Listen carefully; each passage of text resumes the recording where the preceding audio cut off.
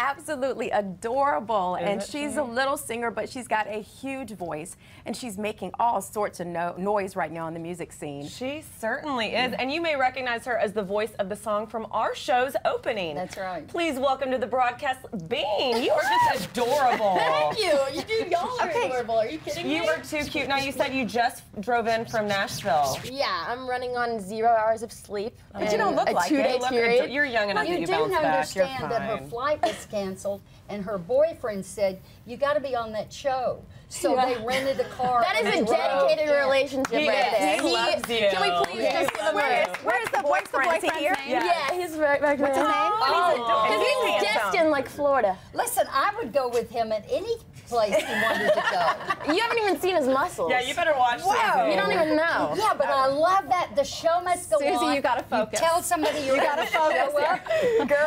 All right, listen. I want to get right to the name because Bean is your last name. You're Noelle, but you go by Bean because that's what everyone Because calls it's you. cute and it's funny Yeah. and people remember it, right? Definitely memorable. Like, who in the world is named Bean besides Mr. Bean? Number one. It's weird because it started as kind of my nickname from I call him my Mr. Miyagi. His name's Mr. D though, but he was the guy who influenced me to get into music. And so it's just kind of been like something that caught on with everybody who was introduced to my sound. They're like, Bean, Bean, Bean. And I bet you've heard all the jokes, like every Bean joke anyone could make. You've like The probably musical were like, fruit, okay, the you're more you eat, hysterical. I'm not going to continue, but like that, and it's just, yeah, I've had my share of embarrassment. Is your music inspired more by country or more by pop? Pop, very much so. Even though I grew up in Nashville, so people consider like, oh, okay, you're a blonde chick that plays guitar, like you totally do country. I'm like, nope.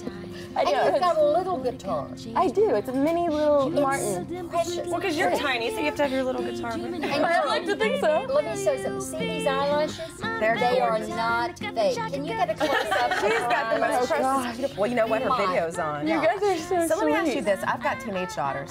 Yes. And like I told you, you actually performed at their school. Yeah. So you were a big hit over at Green Hill Yeah, that day. their kids are great. So what do you tell young people? There's so many with American Idol and all these shows out. What do you tell young people that want to get involved in the music industry? I mean, do you say start early? Do you say wait till you're a little bit older? I What's your say advice?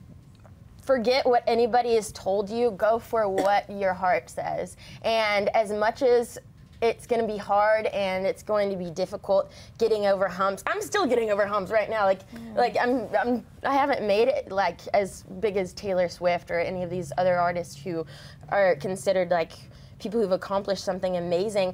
But my advice to those younger people who aspire to be something great is to continue and get over the humps because it's that much sweeter whenever you do. What have been your humps? One of the main things in the music business is they think to make it big, you have to have a record deal. And I mean, I'll tell you what, like it's really about setting yourself apart and what makes you different from the next blonde chick who can play guitar that comes along, and really just like, who are you and why would a record label sign you?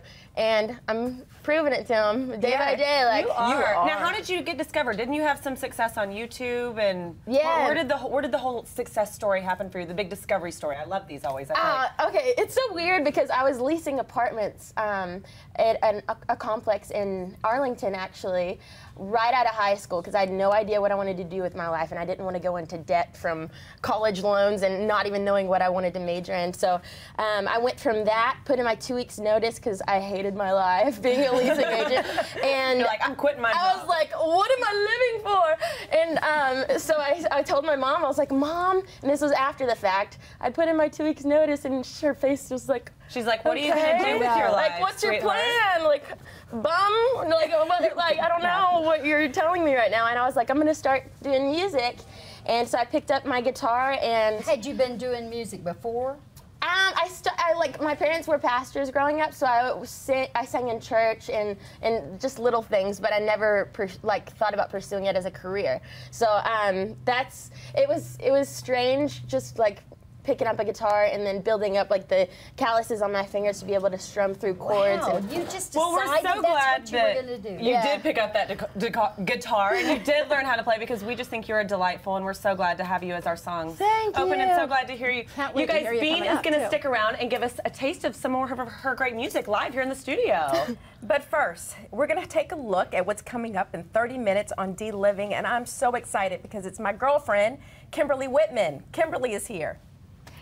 Thank you, Pat. Please stay tuned after the broadcast because we've got so much going on today in the first ever D-Living. Darren McGrady, the royal chef, will be here, and he's cooked for the Queen, the late Princess Diana, the whole royal family. And now he's cooking for us.